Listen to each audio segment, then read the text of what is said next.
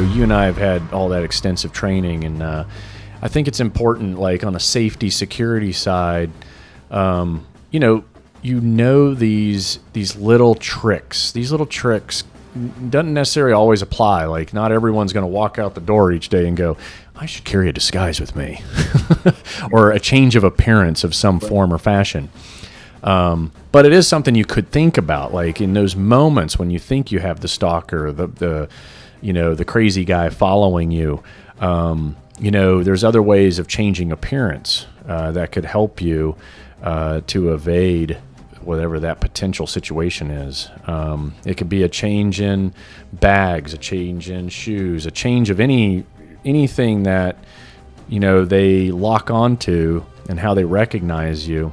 A lot of times, you remember, like messenger bags, it was like bad, right? For a while there, it was like you're carrying the messenger bag, you go change your clothes, but you still got the messenger bag. That's the thing they key on. Or shoes, like a lot of times shoes don't get changed and they key on shoes, and it's like, doesn't matter that you just changed all your clothes, they still see the shoes. So, but on the safety security side, for the average person, if you're out there and you think someone's behind you, and you can dip into a store and maybe even buy something real quick and throw it on, a jacket or something, to just break up what their eyes are used to seeing, that is the key. You're just taking away the visual that their brain is looking for long enough for you to disappear. Okay. So yes, the quick change of disguise continue to help your efforts throw off anyone who might be trying to follow you. You continue on your route, and you make as you make your way to your destination. So, next question: do you A, speed walk as quickly as possible to get this over with as soon as possible, or B, keep an eye out for any cameras and make sure that you stay out of the view of surveillance? All right, that's the easiest question yet. Thanks for the softball. I hope I'm right. It's going to be B, because you're never going to change your gait, because then that's alerting behavior to anybody following you. And frankly, whatever pace you are walking, you should continue in that pace. And that can be practiced, but you're always looking for what we call hot spots, right? We even have interactives at the Spy Museum that reinforce those points. You're always looking for cameras, policemen, somebody that might stop you and ask you questions. So yeah, I would focus on B. Good job. B. Since we don't know exactly, who's following you, it's always a good idea to keep your eyes open for cameras and surveillance, or anyone that may be, just checking you out.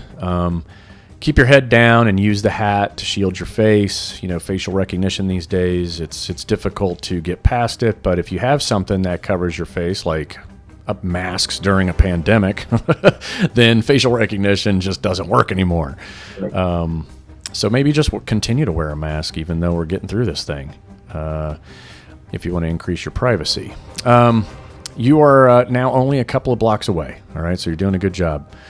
You cross the street as you get closer to your destination, but now you kind of got this feeling someone is following you. So do you, A, start glancing behind you to see if anyone's coming up from behind, or B, use the glass on the storefront. Now, you mentioned this earlier in our conversation, which I thought was funny.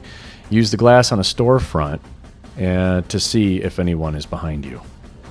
So I'm going to use the glass. I'm going to use the glass for reflection, because there's a way to do that artfully. What I was saying earlier is, what you don't want to do is stop and tie your shoes or be so obvious, right? Every bad spy movie has somebody looking in the reflection of a window. There's a way to do it very, very artfully.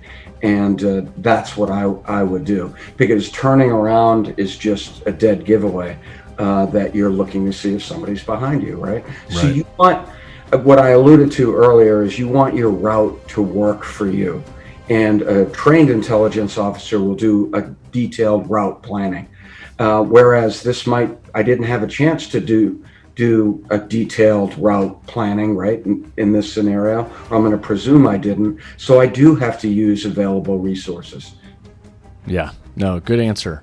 Looking around, having your head on a swivel, It does work in some cases when we talk about civilians on the street, being alert and knowing what's going on around you. You most definitely want to do that. During those times when you're playing a little bit of chess with potential surveillance folks, then you don't. So there is a time and place for either one.